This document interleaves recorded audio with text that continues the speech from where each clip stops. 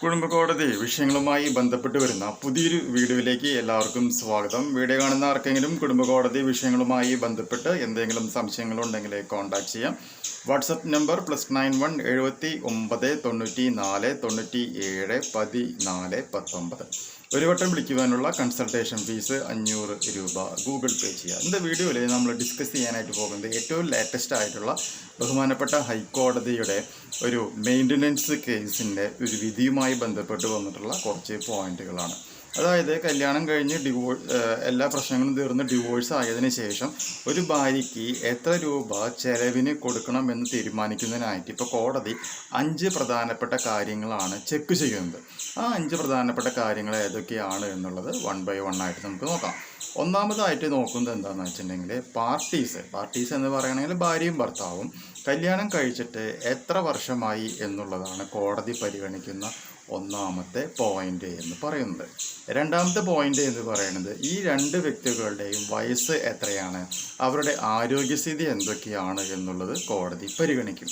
മൂന്നാമതായിട്ട് ഈ 2 വ്യക്തികളുടെയും ഫിനാൻഷ്യൽ അതുപോലെ തന്നെ നോൺ ഫിനാൻഷ്യൽ കപ്പാസിറ്റി എത്രയുണ്ട് എന്നുള്ളത് കോടതി പരിഗണിക്കും. അതായത് അസറ്റ് ലയബിലിറ്റീസ് എക്സ്പെൻഡിച്ചർ എന്ന് പറയുന്ന നേഹ അഗർവാൾ എന്ന് പറയുന്ന സുപ്രീം കോടതിയിലെ കേസ് ഉണ്ടല്ലോ, ആ കേസിനെ ബേസ് ചെയ്തുകൊണ്ടാണ് ഇവരുടെ ഫിനാൻഷ്യൽ അതുപോലെ തന്നെ നോൺ ഫിനാൻഷ്യൽ കപ്പാസിറ്റി എത്രയാണ് എന്നുള്ളത് കോടതി പരിഗണിക്കുക.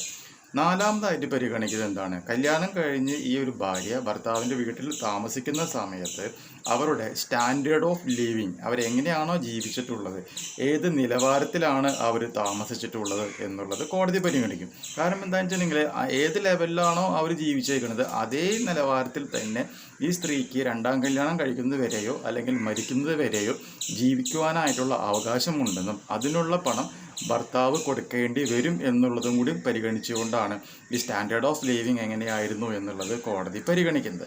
അഞ്ചാമതായിട്ട് എന്താണ്, earning capacity of both parties എന്ന് പറയുകയാണെങ്കിൽ ഈ ഭാര്യയ്ക്കും ഭർത്താവിനും അവരുടെ വിദ്യാഭ്യാസ യോഗ്യതയുടെയും ജോലിയുടെയും അതുപോലെ തന്നെയുള്ള മറ്റ് മാർഗങ്ങളിലൂടെയും എത്രമാത്രം പണം സമ്പാദിക്കുവാനായിട്ടുള്ള കപ്പാസിറ്റി ഉണ്ട് എന്നുള്ളതും കൂടി കോടതി പരിഗണിക്കുക. അപ്പോൾ ഏണിംഗ് കപ്പാസിറ്റി എന്നാണ് പറഞ്ഞേക്കുന്നത്. എന്ന് പറയുകയാണെങ്കിൽ ജോലി വേണമെന്ന് നിർബന്ധമില്ല. നമുക്ക് ഏതെങ്കിലും തരത്തിലുള്ള മുറികൾ വാടകയ്ക്ക് കൊടുത്തിട്ടോ അല്ലെങ്കിൽ നമ്മൾ വേറെ ഏതെങ്കിലും ബിസിനസ്സിലൂടെയോ സമ്പാദിക്കുന്ന പൈസകൾ, ഇതൊക്കെ എന്ത് തന്നെയാണ് ഒരാളുടെ ഏണിംഗ് കപ്പാസിറ്റീനെ റെപ്രസെൻറ്റ് ചെയ്യണതാണ് അല്ലേ. ആ ഏണിംഗ് കപ്പാസിറ്റിയും കൂടി എന്ത് ചെയ്യും, കോടതി പരിഗണിക്കും എന്നുള്ളൊരു പോയിന്റും കൂടി ഓർത്തിരിക്കുക. അപ്പോൾ ഈ മേൽപ്പറഞ്ഞ 5 ഘടകങ്ങളെ ആശ്രയിച്ചിട്ടാണ് ഇപ്പോൾ എന്ത് ചെയ്യുന്നത്, മെയിൻ്റനൻസ് തുക കോടതി തീരുമാനിക്കുന്നത്. ക്ലിയർ ആയില്ലേ? അപ്പോൾ നിങ്ങളപ്പോൾ ഒരു മെയിൻ്റനൻസ് തുകയുടെ കേസായിട്ട് മുന്നോട്ട് പോകുമ്പോൾ ഈ 5 കാര്യങ്ങളുമായി ബന്ധപ്പെട്ടിട്ടുള്ള ഇൻഫോർമേഷൻസ് നമ്മൾ എന്ത് ചെയ്യണം, കോടതിയിൽ നമ്മൾ അറിയിക്കേണ്ടത് അത്യാവശ്യമാണ് എന്നുള്ളത് മനസ്സിലാക്കുക. ഈ ഒരു ഇൻഫോർമേഷൻ നിങ്ങൾക്ക് യൂസ്ഫുൾ ആയിട്ടുണ്ടെങ്കിൽ തീർച്ചയായും നമ്മുടെ ചാനലൊക്കെ ഒന്ന് സബ്സ്ക്രൈബ് ചെയ്യുക, തൊട്ടടുത്ത് കാണുന്ന ആ ബെൽ ബട്ടണും എനേബിൾ ചെയ്യുക. പുതിയ ഒരു വീഡിയോ ആയിട്ട് വീണ്ടും കാണാം. ബൈ.